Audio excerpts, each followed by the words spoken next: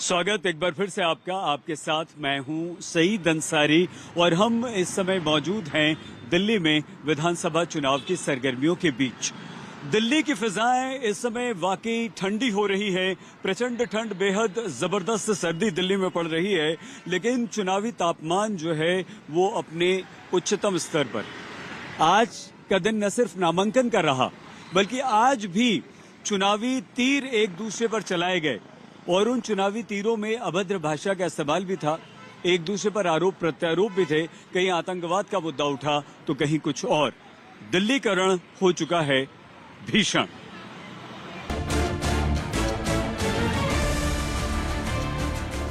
आज प्रवेश वर्मा ने मंदिर के बाहर गरीब लोगों में जूता बांटा।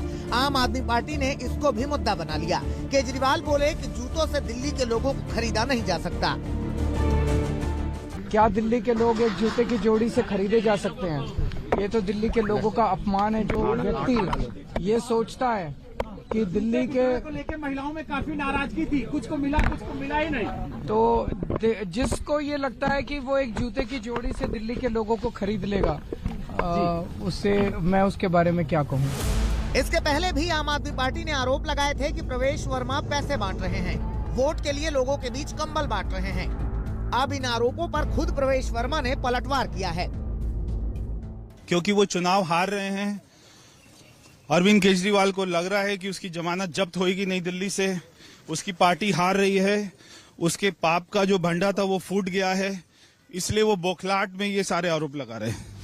हालांकि अब जूते बांटने के मामले में इलेक्शन कमीशन ने मंदिर मार्ग थाने को FIR दर्ज करने के आदेश दिए हैं। दिल्ली के चुनावी रण में आतंक का मुद्दा भी जमकर गूंज रहा है, क्योंकि दिल्ली के स्कूलों को धमकी देने वाले आरोपी को पुलिस ने पकड़ा तो मालूम चला कि उसका परिवार एक NGO से जुड़ा था जो अफजल गुरु का समर्थन करता था। बीजेपी अभी से अरविंद केजरीवाल से जोड़ रही है। मैं तो शुरू से ही कह रहा हूँ कि ये जो कॉल्स आ रही थी, इसके पीछे आम आदमी पार्टी के नेताओं का ही हाथ रहा होगा, क्योंकि वो दिल्ली की सारी सुरक्षा व्यवस्था को खराब करने में अरविंद केजरीवाल को बहुत बड़ा रोल है। और ऐसे लोगों के बीच में डर बिठाना, भ्रम बिठाना, हमको जातियों में बांटना, कभी पूर्वांचल कहते हैं, कभी जाट बोलते हैं, कभी किसी धर्म का सहारा लेते हैं, कभी टोपी पहन लेते हैं, कभी हनुमान मंदिर चले जाते हैं, कभी हिंदुओं को गाली देते हैं। यहाँ पे वाल्मीकि मंदिर में सारे जितने भी वोटर हैं उनको फर्जी बताते हैं। तो ये उनका खेल अभी ज्यादा समय तक चलने वाला नहीं है। नई दिल्ली सीट पर भीषण रण है, क्योंकि यहाँ से खुद केजरीवाल उम्मीदवार हैं। उनके सामने पूर्व CM साहिब सिंह वर्मा के बेटे प्रवेश वर्मा हैं। कांग्रेस की ओर से पूर्व CM शीला दीक्षित के बेटे संदीप दीक्षित रण में हैं। जाहिर सी बात है कि इसीलिए इस सीट पर बयानबाजी भी बहुत तेज है। CAG की रिपोर्ट को लेकर कांग्रेस की ओर से अरविंद केजरीवाल पर निशाना साधा जा रहा है। आरोप लगाया जा रहा है कि 2000 करोड़ का घोटाला हुआ। दिल्ली के दंगल में सभी पहलवानों ने अपने सामने वाले को पटखनी देने की ठान ली है और इसीलिए जबरदस्त बयानों के बाण चलाए जा रहे हैं। आतिशी पर विवादित बयान दे चुके कालकाजी से बीजेपी के उम्मीदवार रमेश बिधूड़ी ने एक बार फिर आतिशी पर बयानबाजी की है। 4 साल से लोग नरक भोग रहे हैं। अब जब 4 महीने रह गए, 4 महीने चुनाव में आने के हो गए, तो आतिशी जी गलियों में जैसे जंगल में हिरनी भागती फिरती है, ऐसे गलियों में भागती फिर रही है।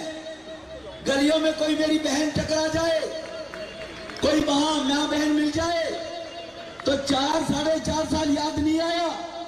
जब गलियों में कोई बहन टकरा जाए तो भागकर ऐसे चिपट कर मिलती है जैसे कुंभ के मेले में कोई खोई बहन से मिल रही है। रमेश बिधूड़ी के बयान पर खुद अरविंद केजरीवाल ने पलटवार किया है। एक तरफ काम करने वाली पार्टी है और एक तरफ गाली गलौज देने वाली पार्टी है।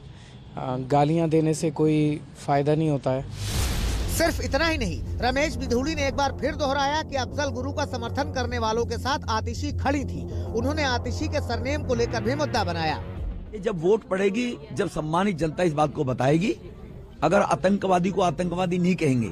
मैं निवेदन करना चाहता हूँ आतिशी जी से, उनके पिताजी ने अफजल गुरु और उनकी माँ ने सिग्नेचर कैंपेनिंग चलाई थी, उनकी फांसी की सजा को रोक दिया जाए ये कहा था।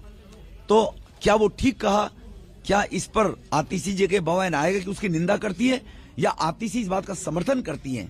और दूसरा विषय है, आतिशी सिंह के नाम से वोट मांग रही है और आज भी उनका नाम फिर दोबारा पुनः जब नॉमिनेशन भरा है तो आतिशी मार्लिना के नाम से भरा है। तो अब अंदाजा लगा सकते हो किस मानसिकता की, किस मेंटेलिटी की हैं वो लोग। ये सब बीजेपी वाले करवा रहे हैं, गैंगस्टर्स ये बीजेपी वाले करवा रहे हैं। लोग यही तो कह रहे हैं कि यार तुम कह रहे हो केजरीवाल की जगह स्कूल हमको दे दो, बिजली हमको दे दो। स्कूल केजरीवाल जी ने इतने अच्छे कर दिए, बिजली इतनी अच्छी कर दी, अस्पताल इतने अच्छे कर दिए। आपसे लॉ एंड ऑर्डर तो संभाले नहीं गया बीजेपी वालों से, अब उनको स्कूल अस्पताल देकर और बर्बाद करवा लें। इनको ना स्कूल बनाने आते, ना अस्पताल बनाने आते, कोई काम करता है तो इसी तरह के पंगा करने आते हैं, करते रहे। जंग जबरदस्त है और इस जंग पर चुनाव आयोग की नजर है। आयोग खुद ऐसा दावा करता है। आदर्श आचार संहिता के पालन नहीं करने पर आयोग बेहद तेजी से कार्रवाई भी करता है। इस बार भी हथियार, शराब, ड्रग्स, नगद, चांदी बरामदगी के मामले में अब तक 155 मुकदमे दर्ज हो चुके हैं। 6,371 गिरफ्तारियां हो चुकी हैं। यहां तक कि सीएम आतिशी की सरकारी कार के चुनावी इस्तेमाल पर भी मुकदमा दर्ज हो चुका है। लेकिन आम आदमी पार्टी का आरोप है कि आचार संहिता में कैश से लेकर कंबल तक और चादर से लेकर जूते तक बांट रहे उम्मीदवार के खिलाफ कार्रवाई नहीं होती। इंडिया गठबंधन में अनबन की खबरें तो बहुत पहले से आनी शुरू हो गई थी, लेकिन दिल्ली विधानसभा चुनाव ने इंडिया गठबंधन में पड़ रही दरार को और चौड़ी कर दी है। अब अखिलेश यादव ने जैसे आम आदमी पार्टी का समर्थन किया तो कांग्रेस और आम आदमी पार्टी आमने सामने आ गए। ममता बनर्जी की पार्टी आम आदमी पार्टी का समर्थन कर रही है। अभिषेक बनर्जी कह चुके हैं, उमर अब्दुल्ला तो यहां तक कह चुके हैं कि इंडिया गठबंधन को खत्म कर देना चाहिए। तो इंडिया गठबंधन में जो दरार है वो लगातार चौड़ी होती जा रही है। दिल्ली में आप बहुत मजबूत है, इसलिए समाजवादी पार्टी ने आपका समर्थन किया है। जो रीजनल पार्टी बीजेपी से मुकाबला कर रही हैं, हम इंडिया गठबंधन के सभी नेताओं को मिलकर के उनकी मदद करनी चाहिए, उनके साथ खड़े होना चाहिए, क्योंकि दिल्ली में आप कांग्रेस आमने सामने हैं। हमारा सुझाव तो यही है कि आप मजबूत हैं, इसलिए हम आपके साथ खड़े हैं। अखिलेश का ऐसा बयान आया तो कांग्रेस को तो रास नहीं आया, मगर अखिलेश पर कुछ कहने के बजाय कांग्रेस केजरीवाल पर हमलावर है। देखिए, निश्चित तौर से कांग्रेस मजबूती के साथ अपना काम कर रही है और सबको लेके चलने का काम कांग्रेस ने किया है और कांग्रेस मजबूती से काम कर रही है। पर जहां पर जिस तरीके की परिस्थितियां बनती है उस तरह से निर्णय लिया जाता है। तो अखिलेश जी के बयान का आप समर्थन करते हैं? नहीं, मैं तो नहीं कहना चाहूंगा कि कांग्रेस पार्टी जैसे दिल्ली में आप देखेंगे जो भी काम हुआ है, जितने विकास काम हुए सब कांग्रेस और शीला दीक्षित जी के समय हुआ है। आज केजरीवाल जी ने पूरे दिल्ली को खराब किया और दिल्ली में कोई काम नहीं किया। अखिलेश के बयान से कांग्रेस किस कदर आहत हो गई, उसका अंदाजा आप इस बात से लगा सकते हैं कि कांग्रेस नेता अखिलेश को नसीहत दे रहे हैं।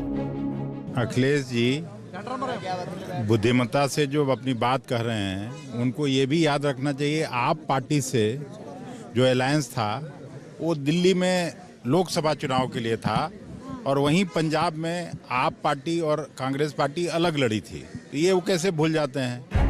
अखिलेश के साथ साथ केजरीवाल को ममता बनर्जी का भी खुलकर समर्थन मिल रहा है। अभिषेक बनर्जी ने कहा है कि चूंकि दिल्ली में आप ही बीजेपी से जीत सकती है, इसलिए हम आपका समर्थन कर रहे हैं। দিল্লিতে বিজেপিকে পরাজিত কে করতে পারে? আম আদমি পার্টি করতে পারে না কংগ্রেস করতে পারে? আম আদমি পার্টি করতে পারে।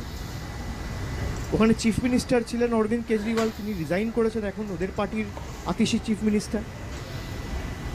তো বিজেপিকে হারানো আমার উদ্দেশ্য যদি হয়, বিজেপিকে পরাজিত করা যদি লক্ষ্য আমার হয়, তাহলে আমি বিজেপির বিরুদ্ধে যে সর্বশক্তি প্রয়োগ করে লড়ছে ताके दुर्बल करबो केन? क्या इंडिया गठबंधन को अब खत्म मान लिया जाए? इस वक्त गठबंधन के बाकी सहयोगी केजरीवाल के साथ खड़े हैं और दिल्ली में जो कुछ हो रहा है उस पर चिंता जता रहे हैं। विधानसभा दिल्ली की है, अब वहाँ कांग्रेस और आम आदमी पार्टी दोनों को लगता है कि हमारी ताकत है, दोनों लोकसभा में एक साथ लड़े थे, एक भी सीट नहीं जीत पाए। अगर बैठकर उसमें कुछ सुलह हो जाता तो हम सबको आनंद हो जाता। विशेष में आज के लिए बस इतना ही। आप प्लीज अपना बहुत ख्याल रखिएगा। देखते रहिए आज तक।